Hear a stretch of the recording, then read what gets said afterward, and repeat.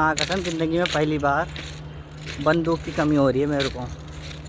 सुना है मेरा साला मेरी फील्डिंग लगवा रहा है, अच्छी बात है, लेकिन उसको ये नहीं पता कि वो बच भी उसकी बहन की वजह से रहा है।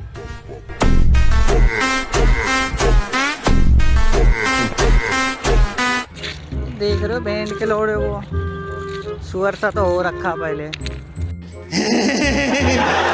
जो जिसको लगता है ना ये टिकटॉक वाली बीमारी थोड़ा लेट हुई है, बढ़िया था। टिकटॉक वाले टाइम में होती तो थोड़ा हैंड का लोड़ा बन भी जाता कुछ। खाओ माँ कसम।